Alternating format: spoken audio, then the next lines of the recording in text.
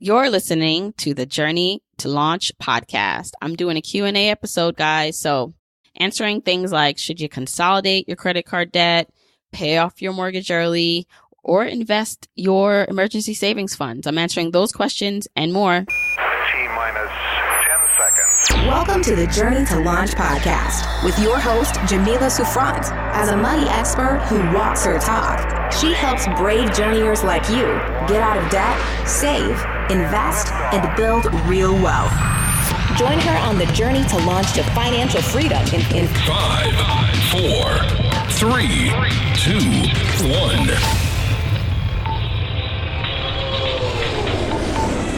Hey, journeyers. I am back.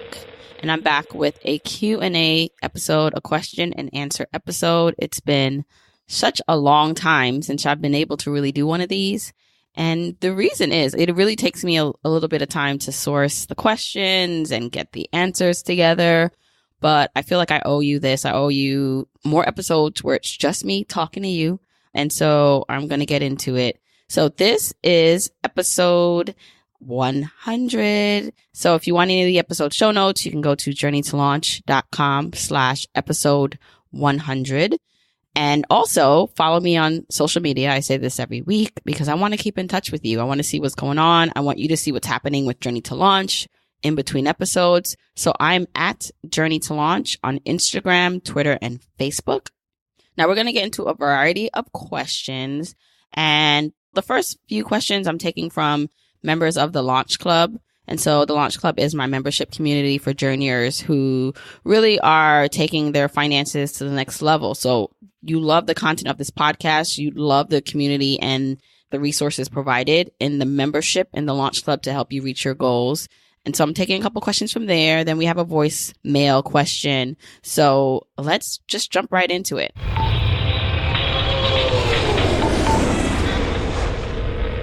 So the first question is from Pamela, who's in the Launch Club. And she asks, is a debt consolidation loan ever a good idea? Okay, that's a good question. And I actually get asked this a lot when it comes to those of you who are in the debt payoff stage and you have high interest rate debt and you're trying to get rid of it and trying to make beyond those monthly payments, the minimum monthly payments. And perhaps those minimum monthly payments are actually a lot based on the interest rate and you want to get that down and try to pay off debt as soon as possible. So it depends, right? Most of my answers are always going to be it depends because every situation is different. So let's just review what debt consolidation is. And then I also want to talk about refinancing. And we're talking about this as it relates to credit card debt, not student loans, but we're talking about credit card debt and the options of debt consolidation or refinancing. So typically, if you are trying to consolidate your credit cards, that's going to be done via a loan. It's like a personal loan where you're looking not to transfer money from one credit card to another like you would with a refinance, but you're actually taking out one loan to pay off that high interest rate debt. And ideally, this only makes sense if that new loan, this new personal loan is at a lower interest rate. And so it can be beneficial, but there are going to be some caveats to that. Now, it needs to be a lower fixed interest rate, and it will extend your payments. But you have to also make sure that it's going to be mathematically worth doing that, right? Because there will be some fees associated with a debt consolidation. So what are the origination fees? What's the repayment terms? Also, so your credit card debt is unsecured debt, meaning there's nothing really backing when this credit card debt that you have. Now, if you're going to take out a personal loan, it's best that it's a personal loan also that's unsecured because you don't want to refinance or to debt consolidate into a loan that you are now putting more at risk if you don't pay this off, right? So it's best that whatever you're going to do, that it's going to also be an unsecured loan, which is typically a personal loan, which are actually harder to get if you want to go to a bank and get that. And there's also the option of taking out a home equity line or putting your house up. But the problem with that is that's a secured line of credit because your house is now on the hook if you can't pay that off. So the other option other than debt consolidation is also debt refinancing, which is really transferring your existing credit card payments or credit card balance to another credit card with a 0% interest rate or a lower interest rate. And a lot of cards have those promotions. If you transfer that money and then you pay it off within a certain amount of months, 18 months, it's at 0%. And then after that 0% initial time frame, if you can't pay it off, it jumps right back up. So with either of these options, especially with this debt refinance / transfer option, credit card to credit card transfer option, you have to ask yourself this. Has the habits that got you into the credit card debt changed? Are your money habits different? Is your mentality different? Because what's going to happen is if those things have not changed, if you still have not really taken stock of where you are and how you're spending, and you're still spending on your credit cards, it doesn't matter whether you consolidate, you refinance, or transfer to another balance, because you're not going to be able to get out of the credit card debt. So before you make any of those moves, while yes, mathematically it's going to make sense, because if you're going to transfer a bunch of high interest rate loans into one lower interest rate loan, or if you're going to transfer a high interest loan to a 0% interest rate loan, mathematically you will save on interest only if you could pay off that debt, right? And so if the habits have not changed, if you're still spending on the credit cards and you're not reining that in, it won't be beneficial. You're just basically delaying the inevitable. So I would challenge anyone who's in this situation to really come to terms with what has gotten them to where you are. So what has gotten you into this debt, and have you stopped those actions? Can you stop those actions? Can you stop accumulating that debt? Can you get on a budget and a spending plan, and then create a serious plan to pay off that debt? So if you are going to transfer credit card balances to get to 0%, then you really need a strong payoff debt strategy, and you need to stick to it. So that way, when that 18 months or whatever that time frame is up, you would have paid off that debt. So the other question that I got is also from someone in the Launch Club. Mary asked, they basically just refinanced their house and they want to know if they should put extra money into the repayment of the home or if they should save it. And I love this question because I actually was faced with this question myself when I was looking at our plan to reach our goals and to become completely debt free. So, paying off that mortgage. I was saying, well, if we have extra money, should we just pay down our mortgage? So if we had an extra couple $100s a month, should we put it towards the mortgage so we can get out of this mortgage earlier, or should we invest it? Now, this is actually, again, all going to be dependent on your goals. And to me, this is actually a more emotional decision. I know mathematically that it would make more sense actually to not pay down your mortgage faster. So let me explain and why that is mathematically, usually that's going to make sense. So typically your mortgage payment, your mortgage interest is going to be one of your lowest interest rate debts, right? So if it's less than 5%, if it's 4%, it's one of your lowest interest rate debts.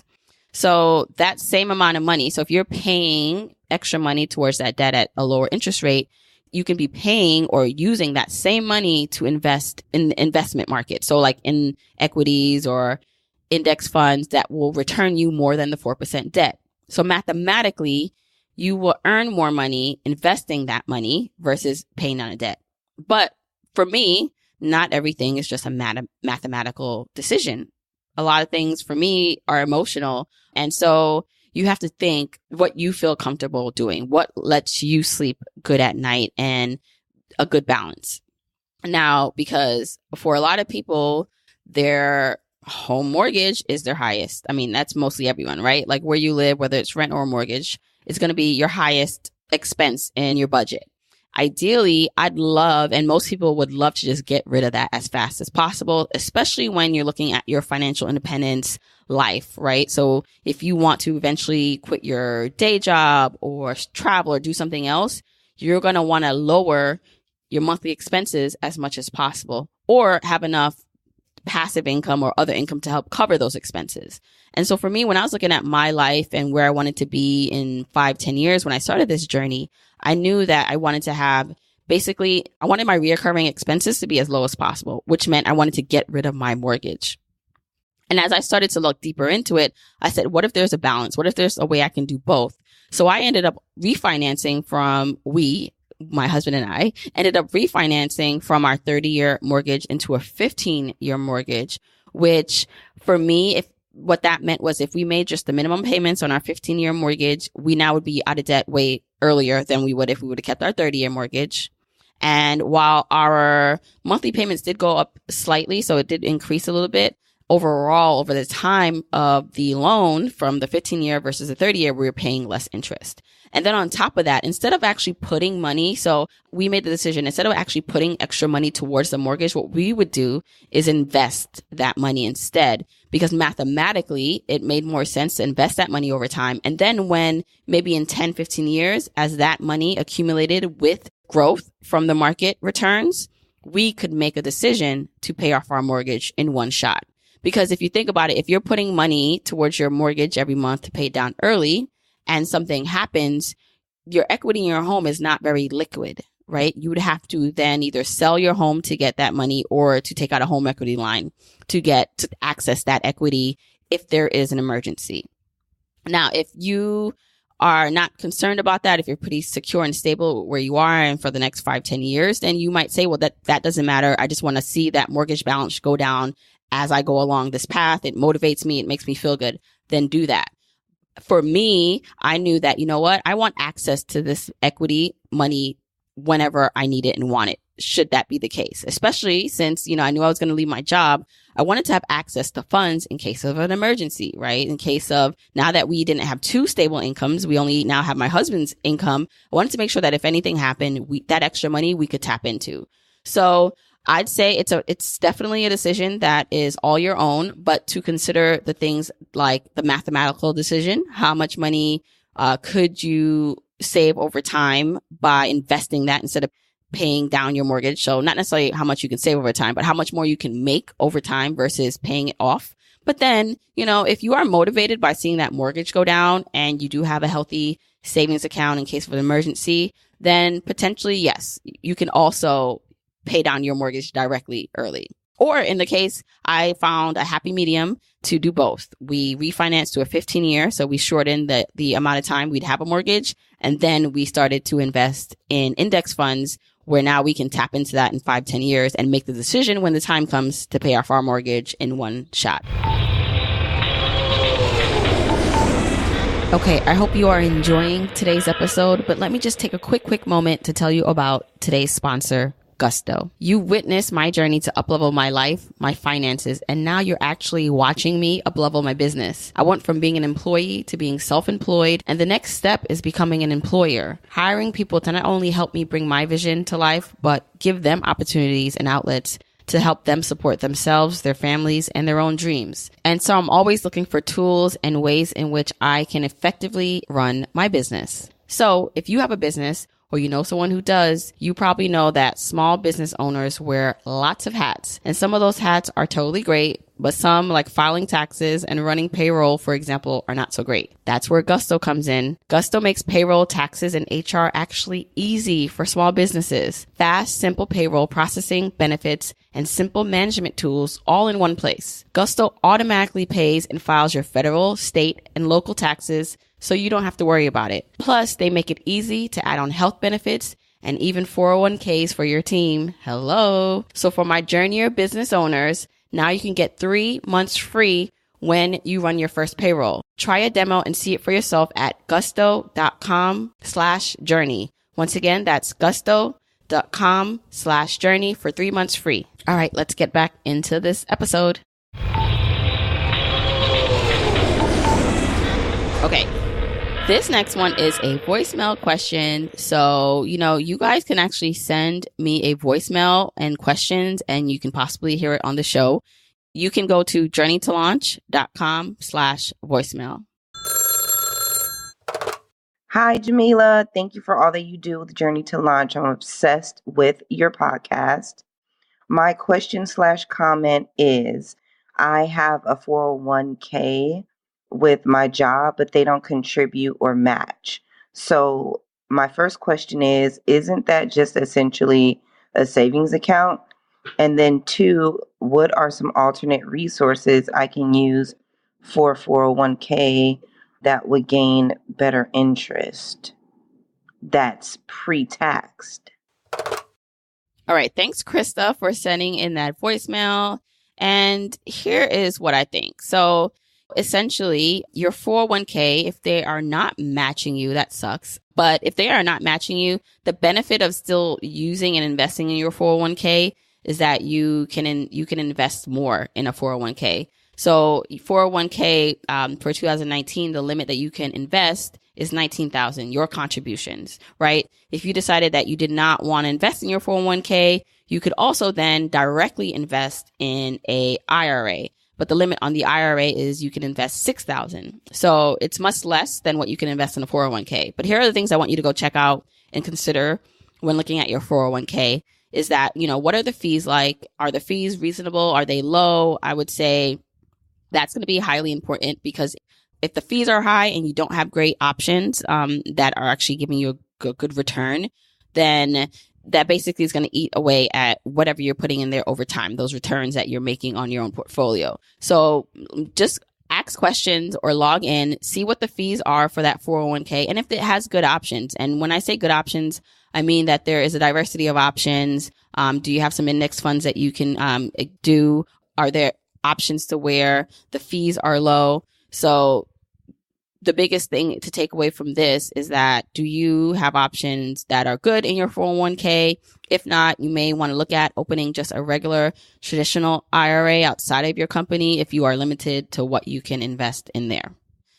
Okay, so Erica from the Launch Club has this question about basically having 6 months of emergency fund saved. First of all, that's amazing.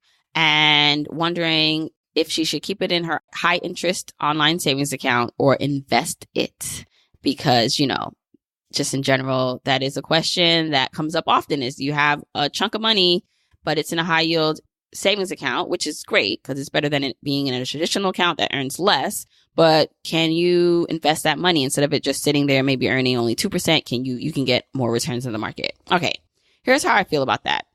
I have a couple questions. When someone comes to me with a question like this is, how stable is your job? Which is almost a laughable question because no job is 100% stable. But for the most part, some jobs are a little more stable than others, I'd say. Like, you kind of know, maybe, hopefully, if there are some restructures in your company and you might not have a job next week, or next month. Some people, you kind of have that feeling, that, or that you actually want to leave and pursue something. So you're voluntarily going to leave. But let's just say, you've been in your job for a while, that it's pretty stable, or you have a backup plan if something should happen. Because at the end of the day, what's the worst case scenario? Because if you lost your job and you needed your emergency fund, like, how long it would take for you to find another job, right? So worst case scenario, if it took you a long time, depending on your industry or where you live, then maybe you do want to keep more cash on hand for an emergency.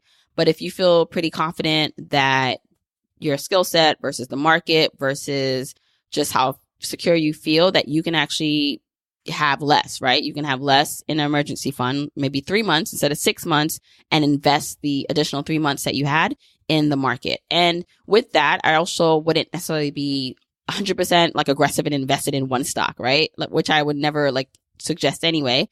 But perhaps then, you are investing it in a index fund, something that is more diverse, because therefore it can not only earn more money in the markets, but then it is also not too risky, because you just want to make sure also that if there is, say, a market dip, right? None of us can really predict per se when the market is going to downturn or crash, right? It's going to happen. It always happens, but we don't know when that's going to be. So if that does happen, let's just say that there is a market decline or crash.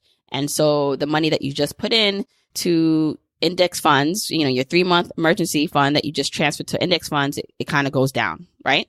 Can you write that out? Because the thing about it is, it's not a loss unless you sell. What those market downturns, it's not a loss unless you sell.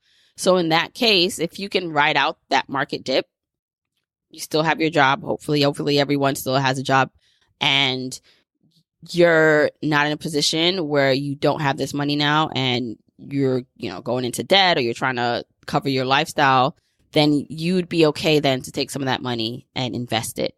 Now, I'm not saying all of it. You still want to hold some back, like 3 months in case of a big emergency or job loss. But I would feel comfortable, myself speaking, depending on my job stability and outlook on just where I see myself, taking that additional 3 months and investing it to get a higher return. Okay, I'm going to take some questions now that I got via Instagram messaging. And so Did not take down this person's name, so hopefully you still listen. But this was in regards to a thrift savings account. So the question was about thrift savings accounts, how they work, and how they compare to other employer retirement savings and investing plans, and the pros and cons of rolling the TSP over if you leave your federal government job or want to retire early. Okay, so first let's get into what a thrift savings plan is. So a thrift saving plan, TSP, is a defined contribution retirement plan for federal employees and members of uniformed services. So it gives you the same kind of retirement saving benefits offered to workers in the private sectors who would have access to a 401k and individual retirement accounts like an IRA. So it's essentially the same thing. It's a pre-tax retirement account. The benefit to just having it is if you have it, typically, you can invest just as much as you would in a 401k at $19,000 in terms of what you can contribute. Now, the question asked here is, what if you want to basically leave it in? Let's say you're leaving your federal government job. Do you leave your money in the TSP or do you roll it over? Now, the answer to this is going to be same with anyone leaving a job and wondering what they should do with that money in their old 401k.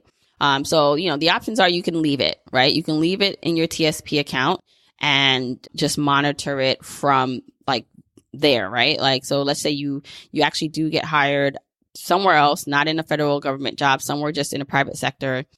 And, you can leave it in your TSP account. And now maybe you have you have this TSP account and you have now your new employer 401k, which would require you to kind of log into two different systems to kind of check up on it. So you can leave it there or you can roll it over. So you can roll it over into your new employer's 401k plan or into a completely different IRA. So let's just say you didn't get hired by anywhere else, you retired early and you're living your life. You can then roll it into a IRA. And this is the case for any rollover. So if you're rolling over a pre-tax retirement plan, like a 401k or TSP, it needs to be rolled into a IRA, which is also pre-tax. So it needs to be like for like in order to not get taxed. Same way if you have something like a Roth TSP, which is after tax contributions that made, or a Roth 401k, that needs to be rolled into a Roth IRA because that's an after tax account, right? So like for like, that's how you're rolling it over. So the TSP typically has limited investment options. So you want to make sure that you still like the options that you have, even if you left your company. And you also want to make sure that the fees are low. Like typically the TSP fees are low. So you can do some comparison. You can say, okay, if I roll this over into my new fund because I don't want to look at two accounts and I want to just manage one 401k or one IRA, then how are the fees? Is it beneficial just to keep it in the TSP? You don't mind just kind of leaving it there? Then leave it. But if you want everything in one place and the fees are great also in your new IRA or new 401k, then you can roll it. Okay, and this last question is also from Instagram. Latoya asked, she had a backstory to this, but her general question was this, and I feel like this actually affects a lot of people, so I wanted to mention it. She essentially said that she was invited to a wedding with family members and it's out of town. It's, it's going to cost her and her family, like her immediate family, her husband and children. It's going to cost a lot of money for them to go and it's going to mess up or delay and kind of take them off track on their financial goals. And so she's telling her family no, but they are not liking that no because they're looking at her like, you're supposed to come. It's a wedding and we're family. I see this all the time, and it's unfortunate because when you are on this journey, a lot of times you don't have a lot of people in your real life that understand it, that are awakened to this new life of, being fiscally responsible and delaying gratification. And so now you're, it's great you're listening to this podcast and, online, maybe you follow a lot of accounts that help motivate you. But then when it's the real world and people are asking you out to eat, going to dinner, partying or celebrating or taking trips, the people that you actually hang out with are not in this realm.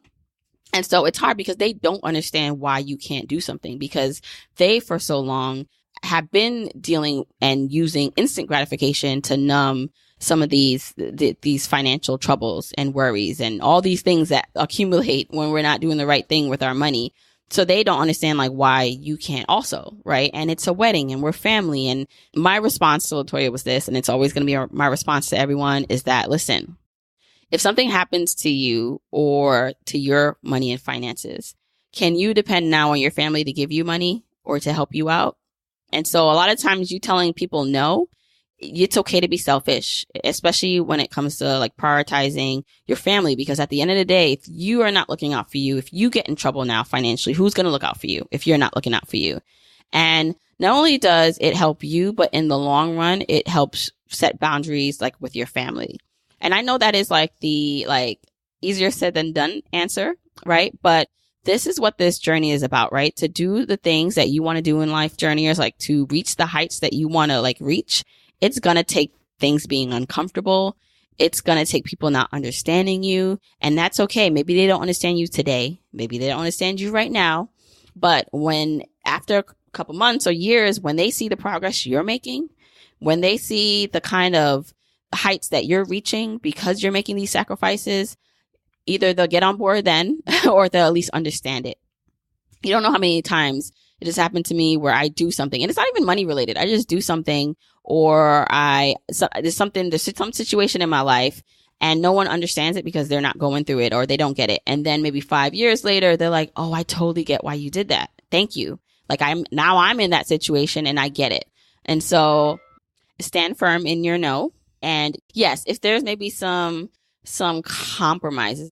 By the way, an invitation is not a summons. So just because someone invites you somewhere, you have the option to say no. That's one. But two, let's just say you do want to go. You want to make this happen.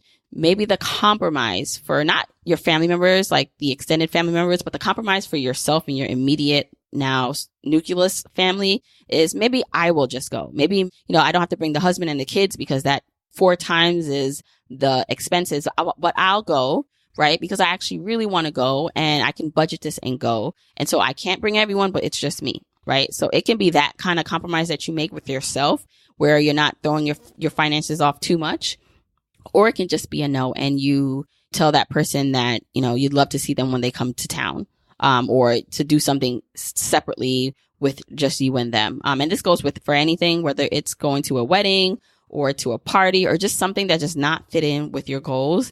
It's okay to say no. And then once you do say no, you might need some reinforcement.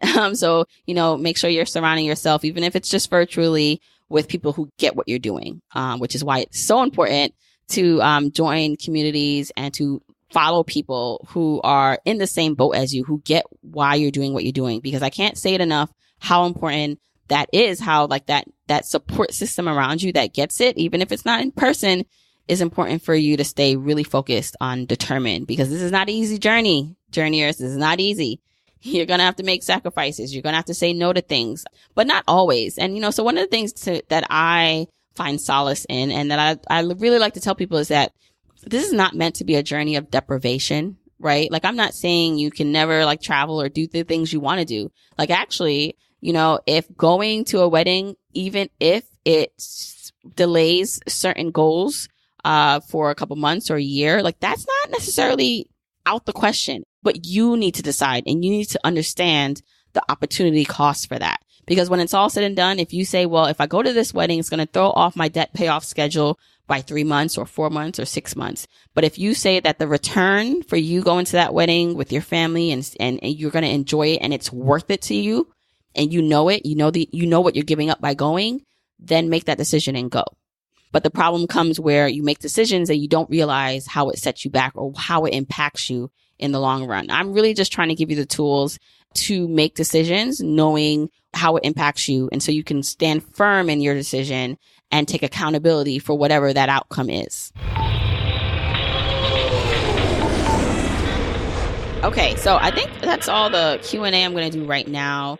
As I mentioned before, you probably get tired of me saying this by now, right? Like how much I just enjoy having you on this journey with me, seriously, because, this is not a journey meant to necessarily be traveled alone. While we have our individual paths and starting points and roadblocks, it still helps when you have, comrades, right? When you have people who get what you're doing. And so I feel like so many of you write me and you get it. You get the journey. And even though it might take you a while to get through certain stages of your journey, right? The debt-free stage and becoming even financially stable. Some of you may be still in that paycheck to paycheck cycle. You're still trying to get organized. And some of you are actually further ahead. You're further ahead than me. Like you've already reached financial independence, or you are in the work flexibility stage like myself, where you can actually be more flexible with what you do for work.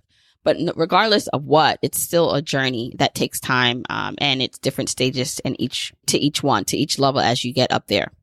Now, I did want to do a little mini kind of, not a rant, but just wanted to reinforce something with you. When it comes to receiving the exponential returns you want in life, right? When it comes to investing in yourself and the time, the energy, the knowledge, all the things you want, I want to talk about like the work that takes.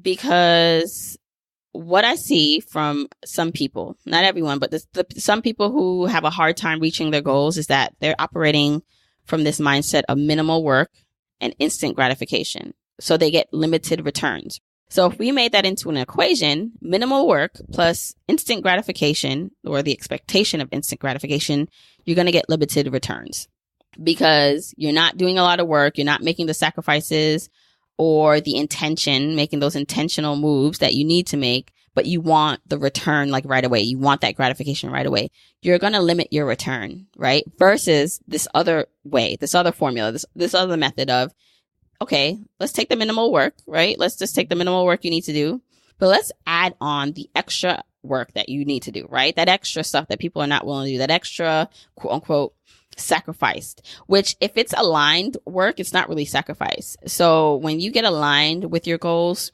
you not going out to eat when, before that was a sacrifice is actually not considered a sacrifice in your mind anymore. It's considered, this is what I need to do to get to what I need. Like it's almost like it motivates you even more as you see you make progress to your goals. So the minimal work plus the aligned / extra work plus delayed gratification gives you exponential returns. And so if you can actually put off some of the things that you're wanting to do, and let's get over this like YOLO and, who knows if you wake up tomorrow kind of thought process, because I think that's what drives people to then like do things that they want, right? Oh, I might die tomorrow. I'm just going to go spend this money here now. Or you can't take it with you when you go, which, yes, it's true, right? But let's assume that's not going to happen, right? You're going to be here. You're going to wake up tomorrow, God willing, right?